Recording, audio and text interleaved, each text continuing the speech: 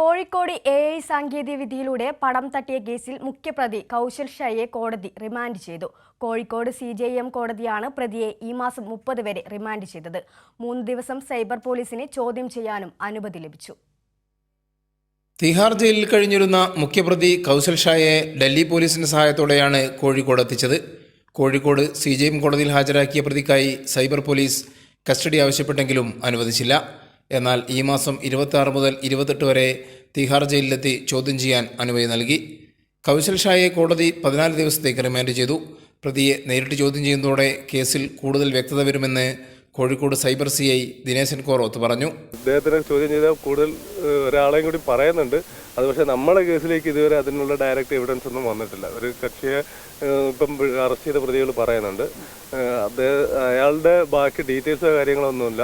നമുക്ക് കൗശൽ ഷാനെ കൂടുതൽ ചോദ്യം ചെയ്താൽ കിട്ടുന്നതാണ് നമ്മളെ പ്രതീക്ഷ.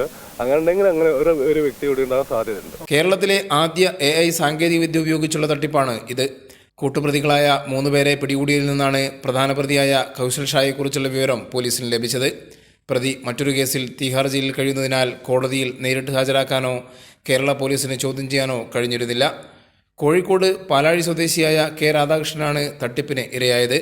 അക്കൗണ്ടിൽ നിന്ന് നഷ്ടപ്പെട്ട 40,000 രൂപ ഒരാഴ്ച മുമ്പ് രാധാകൃഷ്ണന് തിരികെ ലഭിച്ചിരുന്നു. കൈരളി ന്യൂസ്, കോഴിക്കോട്.